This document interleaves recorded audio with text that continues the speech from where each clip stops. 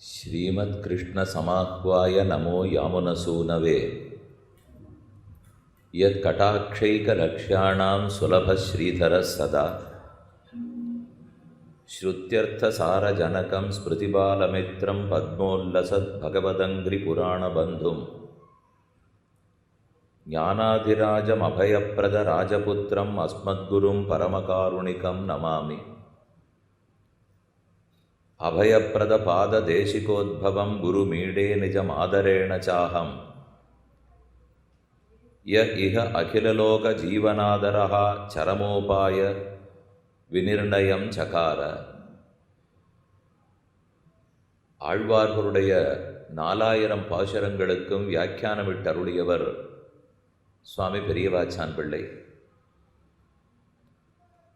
அவர் செய்த கைங்கரியம் உபகாரம் இன்றளவும் என்றளவும் மானவ சமுதாயத்துக்கே ஏற்றம் தரத்தக்கது.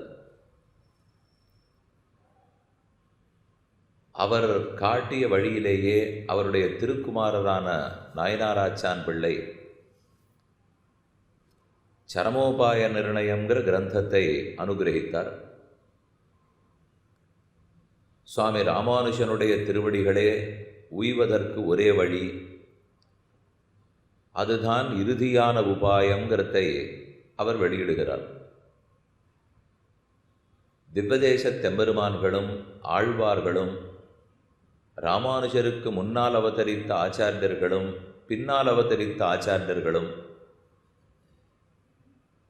ஏழை ஏதலர்களாக இருக்கும் நம்போல்வாரும் ஏற்றுக்கொண்ட ஒரே விஷயம் ராமானுஜர் திருவடிகளே இறுதியான உபாயம் என்பது.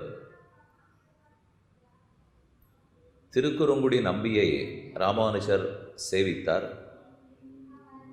விடை பெற்று கொண்டு புறப்படுகிறார்.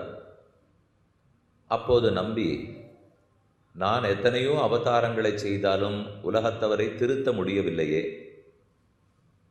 ஆனால் நீர் போய் பிறந்தவுடன் திருந்தி திருமகள் கேள்வனான் நமக்கு ஆட்பட்டார்களே, இதை எப்படி சாதித்தீர் அப்படின்னு அவர் கேட்டார். அதுக்கு சுவாமி சமாதானம் சொன்னார்.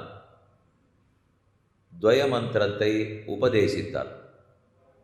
இதை கொண்டுதான் ஜகத்தடைய திருத்தினேன். இந்த மந்திரங்கிறது மந்திரங்களுக்குள்ள ரத்னம்.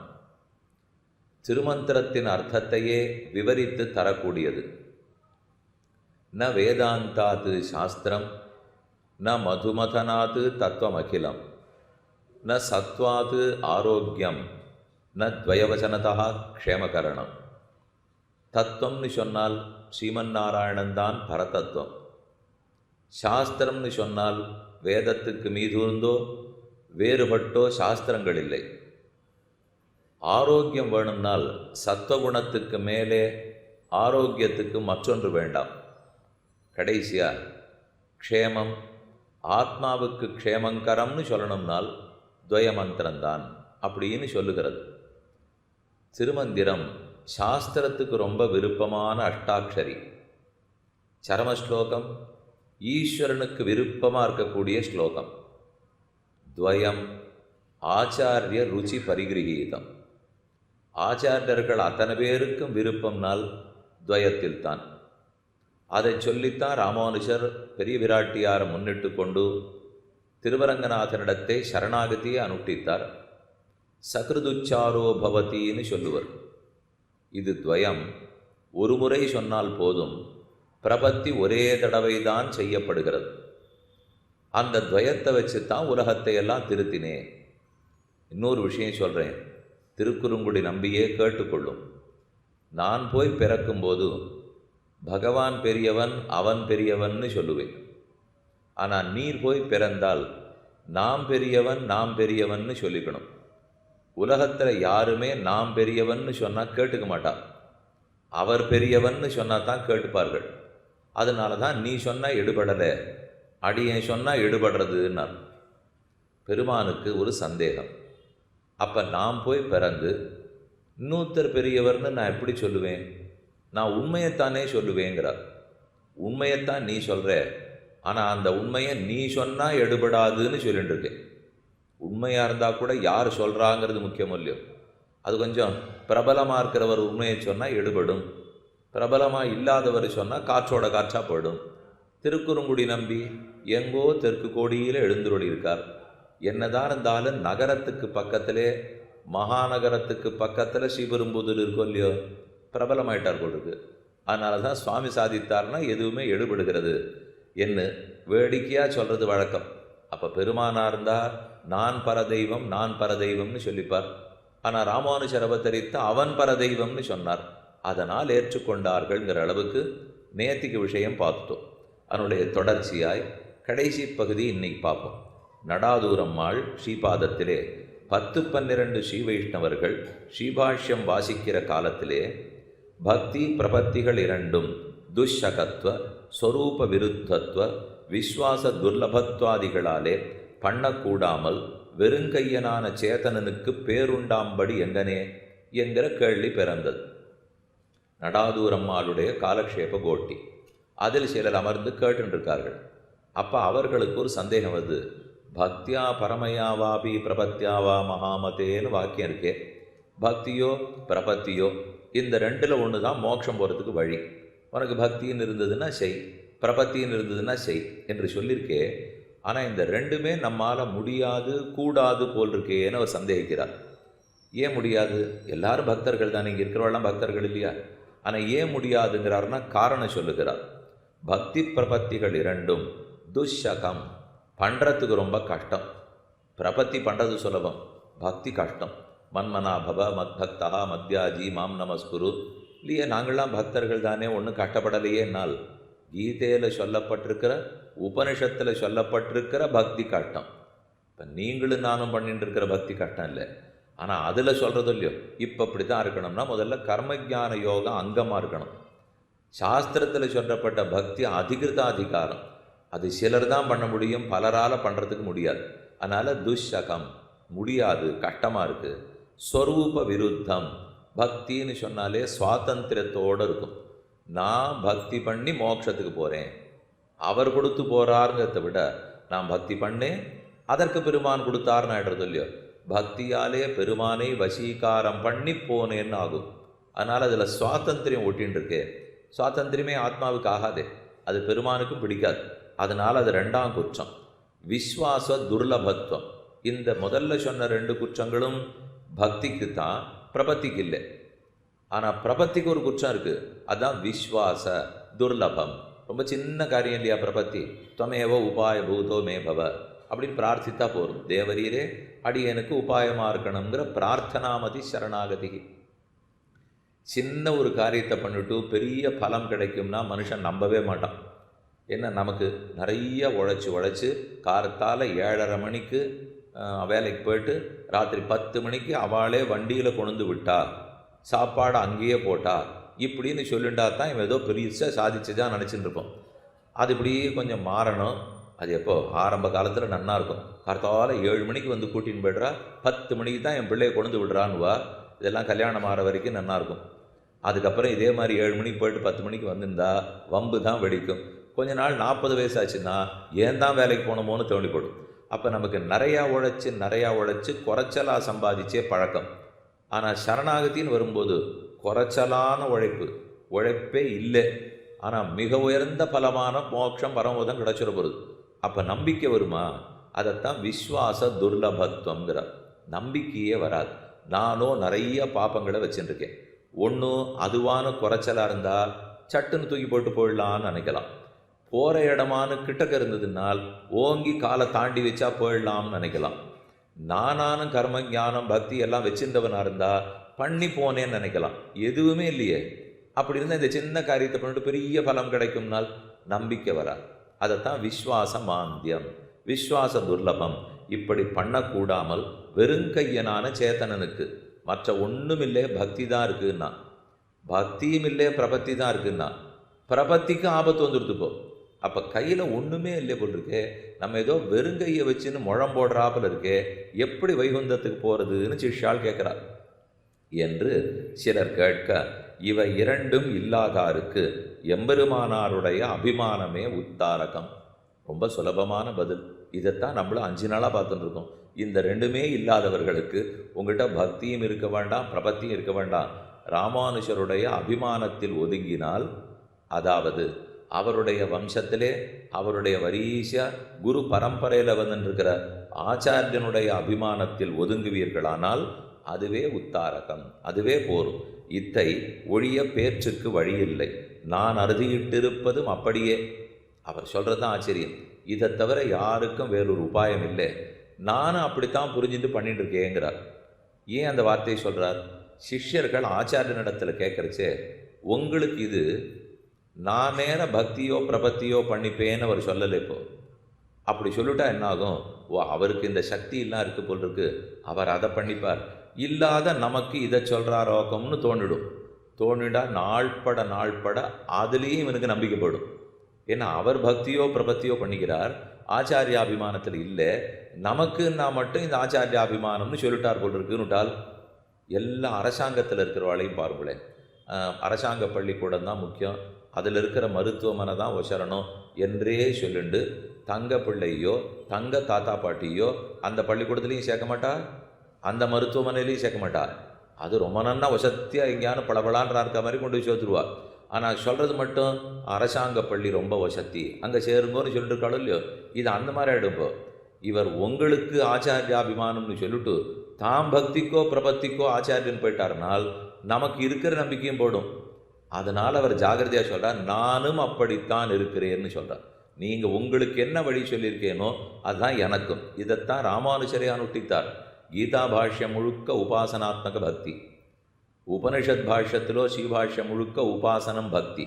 ஆனால் தான் அனுஷ்டிக்கிறதுன்னு வரும்போது சரணாகதி. அப்போ எல்லாருக்கும் நீர் சொன்னீரேனால் உபனிஷத்தை அதை சொல்லியிருக்கு, அது இருக்கிறவனுக்கு அதை சொன்னேன். ஆனால் அந்தரங்கர்களுக்கு எதை செய்யணும்னா சரணாகதிங்கிறதுக்காக சொன்னேன்னு சொல்லலை, சரணாகதிங்கிறதுக்காக செய்தேன்னு விட்டார்.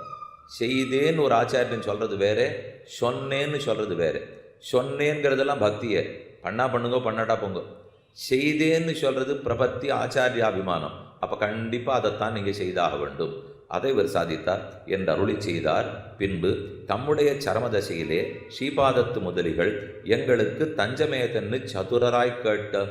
இதே நடாதூரம்மாளுக்கு கடைசி தசை வருது, சரமதசை, பரமதத்துக்கு புறப்பட போகிறார்.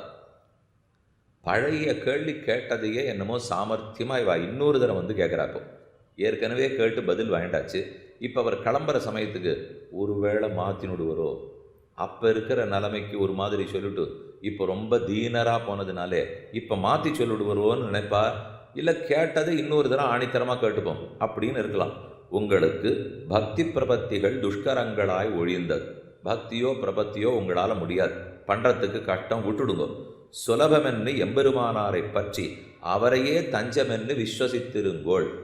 எளிதில் பற்றக்கூடியது ராமானுஜர். அவர் திருவடிகளையே தஞ்சம்னு விசுவாசத்தோட நம்பிக்கையோடு இருக்கும். இப்போ இதில் துஷ்யகத்துவம் இருக்கா? ஒன்றுனா நீங்கள் வச்சு பார்த்துக்கணும். பண்ணுறதுக்கு கஷ்டம்னு இருக்கா? இல்லை. நம்ம ஸ்வரூபத்துக்கு விரோதமாக சுவாதந்திரமே இல்லையே. ஆச்சாரியனிடத்தில் எப்படி சுவாதந்திரம் காட்ட முடியும்? அப்போ ஸ்வரூப விரோதமும் இல்லை. சின்ன காரியம் பண்ணியிருக்கோமே, பெரிய பலன் கிடைக்குமா? சந்தேகமே பட வேண்டாம். ஏன்னா ஆச்சாரியன் நான் உனக்கு வாங்கித்தரேன்னு பொறுப்படுத்தினுட்டார்.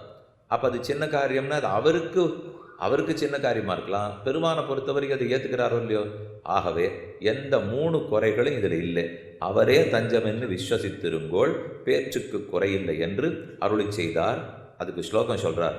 பிரயாண காலே சதுரஸ்வ சிஷ்யானு பதாந்திகஸ்தான் வரதோகி வீக்ஷ்ய பக்தி பிரபத்தி எதி துஷ்கரேவஹ ராமானுஜாரியம் நமதேத்யவாதீத்.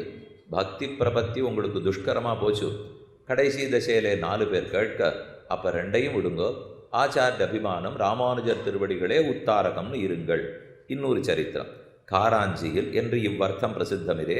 காராஞ்சியில் சோமயாஜியார் எம்பெருமானார் திருவடிகளிலே ஆசிரியித்து சில நாள் ஆச்சாரிய கைங்கரியம் பண்ணி கொண்டிருந்து, சோமயாஜியார்ங்கிறவர் ராமானுஜரிடத்தில் கைங்கரியம் பண்ணிட்டிருந்தார். இருந்துட்டு தான் ஊருக்கு திரும்பி போயிருக்கார். சில நாள் கழித்து போக பின்பு தம்முடைய ஊரான காராஞ்சியிலே எழுந்தருளி சில நாள் கழித்தவாறே ஆச்சாரியர் தேட்டமாய் தேவியாருடைய உபாதியினாலே சுவாச்சாரியருடைய சந்நிதி கெழுந்துருள கூடாமையாலே திரும்ப போய் ராமானுஜரை சேவிக்கணும்னு அவருக்கு ஆசை. ஆனால் குடும்ப சூழ்நிலை ஏதோ ஒத்து போகலை, அவரால் வர்றதுக்கு முடியல. போராத்தினாலே எம்பெருமானாருக்கு பிரதிநிதியாக ஒரு விக்கிரகம் ஏரியருள பண்ண அவருடைய தர்மபத்னி அவ்வளவா ஒத்துழைக்கலேன்னு வச்சுங்களேன். ஆச்சாரிய சமாசனம் பண்ணிக்க போகலாமா? பல பேர் பெண்கள் வந்து கேட்டுடுவா, எங்கே உங்கள் பர்த்தா வரப்போகிறாரன்னால் அவருக்கு இன்னும் அதுக்கு தயாரால, இன்னும் பக்குவமாலே நான் மட்டும் பண்ணிக்கலாமான்னுவா. சில ஆச்சாரியர்கள் ஆமாம் நீ மட்டுமானு பண்ணிக்கோ, எத்தனை நாள் இருப்போமோ தெரியாதுன்னு பண்ணி வச்சுருவா. இல்லைன்னா திரும்பி போய் ஒரே குடும்பத்துக்குள்ளே இவர் பண்ணிட்டு அவர் பண்ணிக்கலன்னா எப்படி பொருந்துங்கிறது தெரியாது, அதனால் கொஞ்ச காலம் போட்டோமே, அவரும் திருந்தட்டுமே வரட்டுமே அப்படின்னு சொல்லுவாள்.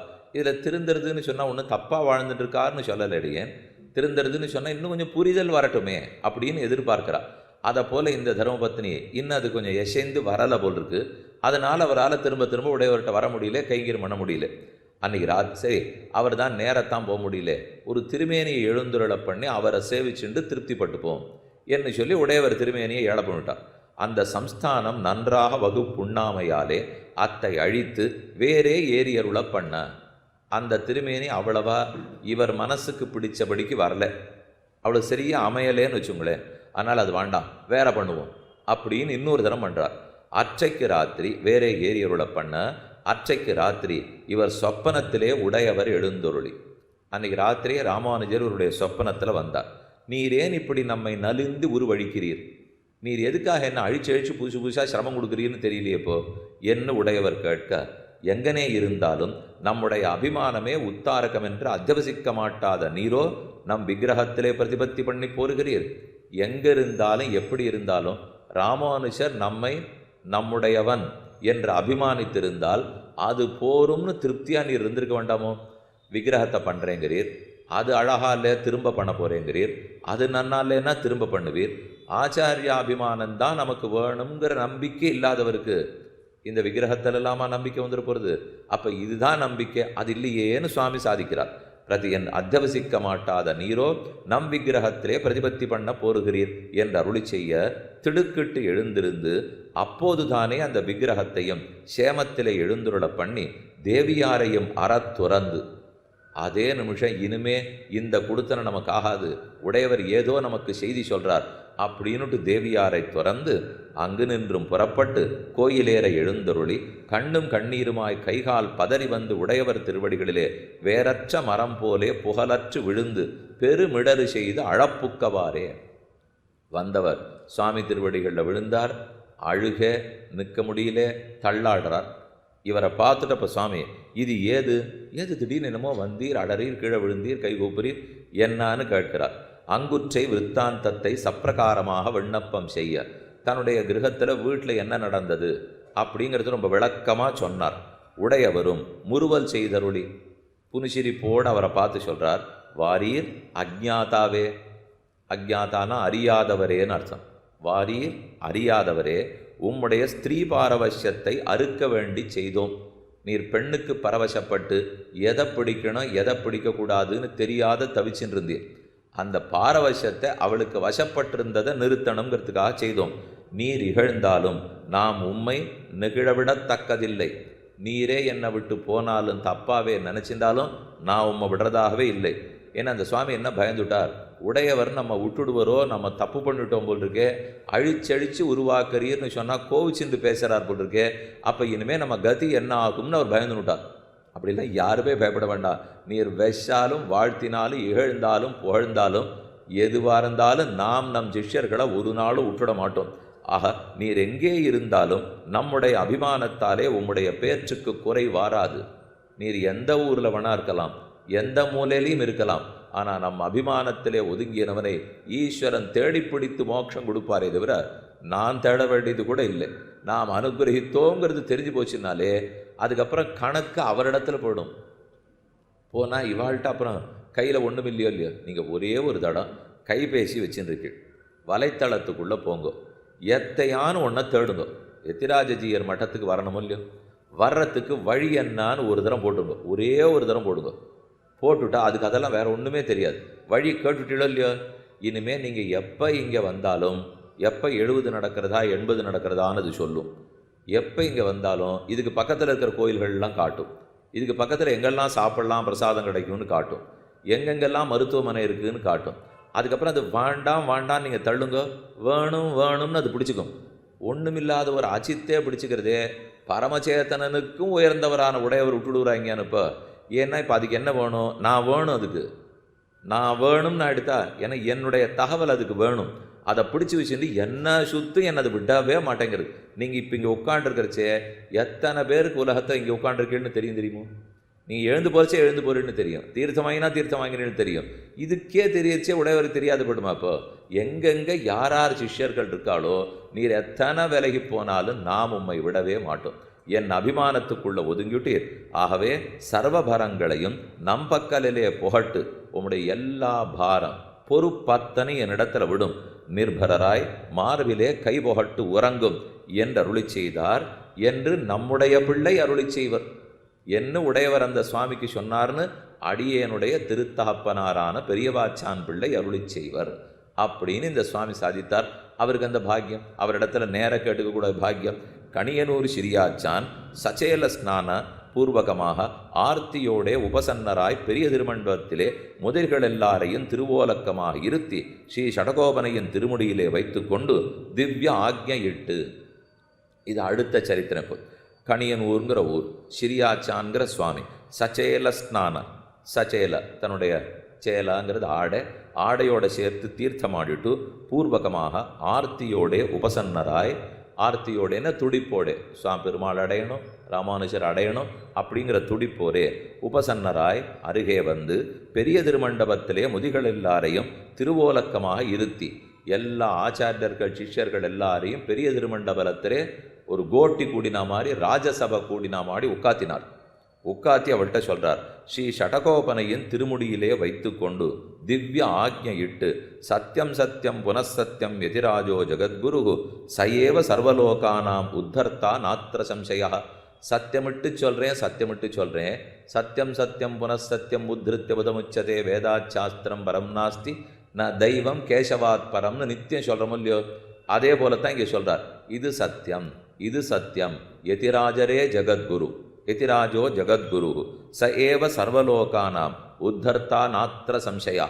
அவரே லோகத்தவர் எல்லாருக்கும் உத்தர்த்தா, அவர் தான் கை தூக்கி விட போகிறார், சம்சாரத்திலேருந்து தாண்டுவிக்க போகிறார், அதில் சந்தேகமே வேண்டாம் என்று அருளி செய்து எல்லாருக்கும் எம்பெருமானார் திருவடிகள் ஒழிய வேறொரு தஞ்சமில்லை, திருப்பிரகாரமும் சத்தியமே சொல்லுகிறேன், ராமானுஜர் திருவடியை தவிர வேறு தஞ்சமில்லைங்கிறத 3 தரம் சத்தியமிட்டு சொல்கிறேன். சத்தியம் சத்தியம் புனசத்தியம் உத்ருத்திய புஜமுச்சதே, திருப்பிரகாரம் சொல்லுகிறேன். பிரபன்ன குல அந்தர்பூதர்க்கெல்லாம் எம்பெருமானாரே உத்தாரகர், பிரபன்ன குலத்தில் சேர்ந்தவர்களுக்கு எம்பெருமானார் உத்தாரகருங்கிறார்.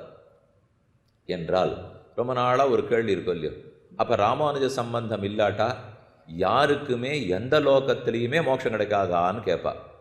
கிடைக்கலாம், ஈஸ்வரனுடைய சுவாதந்திரம் அதை நம்ம தடுத்து பேச முடியாது, கிடைக்கலாம். ஆனால் அவர் சொல்கிறது, இந்த பள்ளிக்கூடத்தில் படித்தவாளுக்கு இவர் தான், வேறு பள்ளிக்கூடம் இருக்கான்னால் கண்டுபிடிப்போம், இந்த பள்ளிக்கூடத்திலேயே எப்படி படிக்கணும்னு தெரியல, இதுக்கப்புறம் அடுத்த பள்ளிக்கூடத்தை வேறு நம்ம தேடி கண்டுபிடிச்சுன்னு வர போகிறோமா? இதுக்கே இத்தனையும் பார்த்து எத்தனை வயசுல இவனுக்கு பஞ்சசம்ஸ்காரம் தோன்றதோ, ஆச்சாரிய அபிமானம் தோன்றதோ, அப்போ பிரபன்ன குலம் சரணாகத குலம்னு வந்திருந்தால் அவர்கள் எல்லாருக்கும் ராமானுஜர் திருவடிக்கு தான் ஒரே தஞ்சம். ஒருவேளை கர்மயோகம் ஞான யோகம் பக்தி யோகத்தின் மூலம் சில ரிஷிகளெல்லாம் தாங்கள் பிரயத்தனப்பட்டு முயற்சி பண்ணிட்டு இருக்கலாம், மோட்சத்துக்கு போகலாம், அவர்களெல்லாம் இந்த குலத்தில் வரார்கள்னு இவர் சொல்ல வரல. பிரபன்னர்கள் அத்தனை பேருக்கும் தஞ்சம் இவர் தான், எம்பெருமானாரே உத்தாரகர், இதில் சற்றும் சம்சயமில்லை என்று திருவோலக்கத்தில் நடுவிலே கோஷித்தார். அடுத்த சரித்திரம். அருளாளப் பெருமாள் எம்பெருமானார் திருவடிகளிலே ஆசிரியித்த அனந்தாழ்வானும் எச்சானும் தொண்டனூர் நம்பியும் மருதூர் நம்பியும் உடையவர் திருவடிகளிலே தண்டம் சமர்ப்பித்து, இது ஏற்கனவே பார்த்துட்டோம், அருளாளப் பெருமாள் எம்பெருமானார் இடத்துல ஆசிரியிக்க சொன்னார். இது என்னது, குருவி தலையில் பனங்காய் வச்சாப்பில் இருக்குது, நமக்கு இதெல்லாம் தாங்க முடியாது, அவர் திருவடி தான் தஞ்சம்னு சொல்லிட்டாரோ இல்லையோ? அதனுடைய தொடர்ச்சி இப்போ சொல்கிறார். இவ்வாத்மாவுக்கு ஆச்சாரியன் ஒருவனா பலரா இத்தனை பேரொன்று நிச்சயித்து அருளி செய்ய வேண்டும். சிஷ்யர்கள்லாம் அவளுக்கு கேள்வி கேட்குறார், ஒரு சிஷ்யனுக்கு ஒரு ஆச்சாரியனா இல்லை பல ஆச்சாரியர்களா? ஒருத்தனேவா பல பேராவா? இப்போ 74 சிம்மாசனாதிபதிகள் இருக்கா? அடியனுக்கு யாரான ஒருத்தர் தானா நம்ம குடும்பத்தில் வந்தவர்கள்ட்டே பண்ணிக்கணுமா? 12 பிற்பாடு ஓர் ஆச்சாரியன் தானா? பல ஆச்சாரியர்கள் உண்டா? இப்படின்னு அவர்களுக்கு சந்தேகம். பொன்னாச்சியாரை கேளுங்கோள் என்று அருளி செய்ய நேரம் அவர்கிட்ட போய் சொல்லிட்டார். பிள்ளவுரங்காவல்லி தாசருடைய தர்மபத்னி பொன்னாச்சியார் உறையூரில் அவதரித்து ரொம்ப ஆச்சரியமாக உடையவர் திருவடியை பற்றினவர்கள். அவரை போய் கேளுன்னு சொல்கிறார். பொன்னாச்சியாரை கேளுங்கோள் என்று அருளி செய்ய அவர்களும் அங்கே எழுந்தருளி எம்பெருமானார் தேவரீரை கேட்கச் சொல்லி அருளி செய்தார். இவ்வாத்மாவுக்கு ஆச்சாரியன் ஒருவனோ பலரோ இத்தனை பேர் உண்டு தேவரீர் நிச்சயித்தருளி செய்ய வேண்டும். எத்தனை ஆச்சாரியன் நீர் தான் நிச்சயம் பண்ணி சொல்லணும் என்று கேட்க அவ சட்டுன்னு பதிலே சொல்லது. இது இப்படி போய் இவ கேட்குறாளே, இவர்களுக்கு தெரியுமா தெரியாதா? தெரியாதது போல கேட்குறாளா? உடையவர் தான் நம்மக்கிட்ட என்னமோ அமுச்சு விட்டுருக்காரு, அவரே சொல்ல வேண்டியவர் ஏன் நம்மக்கிட்ட அமுச்சிருக்கார்? அதனாலே பேசவும் கூடாது, பதிலும் சொல்லணும். இதுதான் அவ யோசிக்கிறது. பதில் சொல்லணும், ஆனால் வாயை திறந்து பேசக்கூடாது. பேசிவிட்டா ஒரு பதில், பேசாட்டா பல பதில். பேசாட்டா மௌனத்தினுடைய சக்தி வெளிப்படும், பேசினா வாயை திறந்ததுனுடைய சக்தி போயிடும். அதனால் என்ன பண்ணலாம்னு யோசித்தவள் அவரும் இப்படி நிச்சயத்தருள வேணும்னு கேட்க அவரும் திருக்குழல் கற்றையை உதறி ஒன்றாக ஒட்ட முடிந்து புகட்டு கொண்டு தன்னுடைய தலைக்குழல் இருக்கும் இல்லையோ அந்த கேசத்தை நன்னா ஒரு தரம் உதறா. உதறிட்டு ஒரு முடிச்சு போட்டு கட்டுறா. கட்டிட்டு புகட்டுக்கு உதறி ஒன்றாக ஒட்ட முடிந்து புகட்டு கொண்டு அடியேனாலே இது நிச்சயித்து சொல்லக்கூடாது. இதுக்கு பதில் என்னங்கிறத நான் வாய் திறந்து சொல்லக்கூடாது. அபலையான அடியேனுக்கு தெரியுமோ, நான் என்ன பிரபலையா? அபலை, எனக்கு சக்தி கிடையாது, நான் ஸ்திரீ. எம்பெருமானார் தாமே அருளி செய்ய வேணும், அவர் தான் இதுக்கு பதில் சொல்லணும் என்று அருளி செய்து தரையிலே கிடந்த காவி நூலை எடுத்து தலையிலே வைத்து கொண்டு, ஏதோ ஒரு கீழே ஒரு காவி நூல் விழுந்திருக்கு, அதை எடுத்து தன்னுடைய தலையில் வச்சுனுட்டு உள்ளே எழுந்துருளினார். இவா வாசலில் விட்டுட்டா உள்ளே போயிட்டா.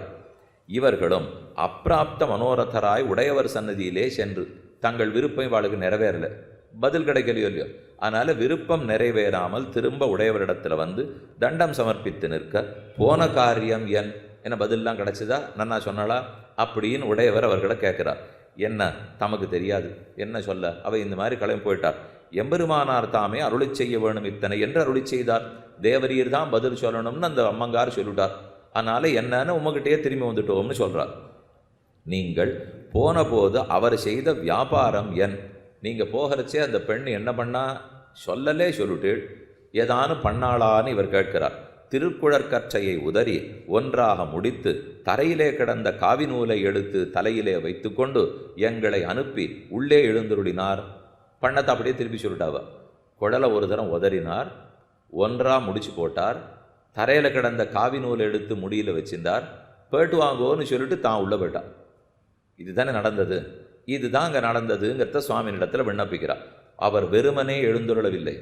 ராமானுஜர் பதில் சொல்கிறார், அவள் எவ்வளவு பெரிய அர்த்தத்தை உணர்த்திட்டு உள்ளே போயிருக்கா தெரியுமோ. அவள் ஒன்றும் வெறுமை போகலை, நீங்கள் பண்ணின பிரश्னத்துக்கு சதுத்தரமாக பொருள் சொல்லி போனார். உங்களுக்கு தெரிந்ததில்லை, நீங்கள் கேட்ட கேள்விக்கு அவள் பதில் சொல்லிட்டு போயிட்டா. சொல்லாமல் சொல்கிறதுன்னு தெரியுமா, அதுதான் இது சொல்லாமல் சொல்கிறது. வாயை திறந்து சொல்லலை, ஆனால் பதில் வந்துடுது. பல பேர் நமக்கு பதில் கொடுப்பா, ஆனால் விடையே கிடைக்காது. பதில் கொடுக்கறது வேறு, விடை கிடைக்கிறது வேறு. நிருபர்லாம் கேட்குறாருன்னு வச்சுங்க, 10 பதில் நீங்கள் சொல்லணும், ஆனால் அவளுக்கு அது ஒன்றுத்துக்குமே பதிலே கிடச்சிருக்கக்கூடாது. இதுதான் அவளுக்கு இருக்கிற பெரிய சாமர்த்தியம்.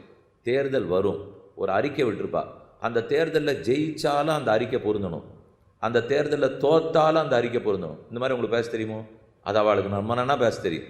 இது நாளைக்கு என்னவா இருந்தால் அதைத்தான் அன்றைக்கே சொன்னேனேன்னுடுவா. இல்லையே நீர் தோத்துட்டீரேன்னார், இது இப்படித்தான் வருங்கிறது மக்கள் மன்றம் சொல்லுன்னு எங்களுக்கு தெரியும், அப்படியே திருப்பி சொல்லிட்டாள்னா இது ஒரு சாமர்த்தியம்னு வச்சுங்களேன். இதெல்லாம் லௌகிக்கத்தில் பிரயோஜனம் இல்லாத சாமர்த்தியம். ஆனால் வைதிகத்தில் பிரயோஜனவத்தான் இந்த பெண்ணு பண்ணியிருக்கா. ஆகிலும் அந்த அர்த்தத்தை தேவரீர் வெளியிட்டருள வேண்டும். இவா சொல்லி பிரார்த்தித்து இல்லை, அப்போ சுவாமியே சொல்லணும். அவள் எப்படி தேவரீர் தான் சொல்லணும்னு சொல்லிட்டாளோ உம்ம வாயாலேயே கேட்டுக்கிறோம்னு இவர்கள் பிரார்த்திக்க உடையவர் அருளி செய்தபடி அப்போ சுவாமி பதில் சொல்கிறார். அவர் திருக்குழற்கற்றையை உதறினத்தாலே இவ்வாத்மாவுக்கு ஆச்சாரியனை பார்க்கும்போது ஓரோர் ஆகாரத்தாலே பலராயிருக்கும். குழல் நிறைய இருக்கும் இல்லையோ, அதை எப்போ உதறி இருக்காளோ அதில் ஒவ்வொரு ஆகாரத்தில் பலராக இருக்கும். என்றால் என்ன, இப்போ ராமானுஜருக்கே பஞ்சாச்சாரியர்களோ இல்லையோ, ஏன்னா ஒவ்வொரு தேவைக்கு ஒவ்வொரு ஆச்சாரியன் ஆகிட்டா. அவருக்கு பஞ்சசம்ஸ்காரம் பண்ணுறதுக்கு ஒருத்தர், அதே இப்போ ராமாயணத்தை சொல்கிறதுக்கு ஒருத்தர், திவ்ய பிரபந்தத்தை சொல்கிறதுக்கு ஒருத்தர், இயற்தமிழ் இசைத்தமிழ் நாடகத்தமிழ்னு சொல்கிறதுக்கு ஒருத்தர், திருவாய்மொழி சொல்கிறதுக்கு ஒருத்தர், பல பேர் ஆகிட்டாளே. அப்போ பல ஆகாரங்களாலே நமக்கும் அப்படித்தான் இருக்கும். இப்போ இங்கே இருக்கிறவாளுக்கும் இங்கே பஞ்சசம்ஸ்காரம் பண்ணிட்டு இருக்கலாம், வெளியூரில் இருப்பா அங்கே இருக்கிற ஆச்சாரியனுக்கு கைங்கரியம் பண்ணிட்டு இருக்கலாம், வேற ஊரில் பஞ்சசம்ஸ்காரம் பண்ணிட்டு இருக்கலாம், இந்த இடத்துல கைங்கரியம் பண்ணிட்டு இருக்கலாம். கைங்கரியம் கொடுக்கறது ஒருத்தர், பாடம் சொல்லி கொடுக்கறது ஒருத்தர், பஞ்சசம்ஸ்காரம் பண்ணது ஒருத்தர், ஒவ்வொரு ஆகாரத்தில் ஒருத்தர் இருக்காரு. அதனால ஒன்றும் தவறு இல்லையே. இப்போ பலராக இருக்கும், ஒன்றாக முடிந்து புகட்டத்தாலே அதுக்குன்னு பலரும் இருந்தால் ஒருத்தருக்கொத்தர் பேசிட்டு நம்மளை தூக்கி விட்டுட்டா சரி. ஒருத்தருக்கொத்தர் அவர் பார்த்துப்பாருன்னு இவர் விட்டுட்டு, இவர் பார்த்துப்பாருன்னு அவர் விட்டுட்டாருன்னா அடி எப்படி மோட்சம் போகிறது அப்புறம்? அப்போ பல பேருக்கு நடுவில் நான் சிக்கினடு வேணும்னால் இல்லை, இவனுக்கு ஆச்சாரியனாய் நின்று பேற்றை பண்ணி கொடுக்கிறவன் ஒருவன் என்றபடி அவர்களுக்குள்ள குழப்பமே இல்லை. எத்தனை ஆகாரத்தில் நீ எத்தனை பேரை பற்றினாலும் இவனுக்கு மோட்சம் வாங்கி கொடுக்க போகிறது ஒருத்தர், இவனுக்கு பேற்றை பண்ணி கொடுப்பது ஒருத்தன் என்றபடி.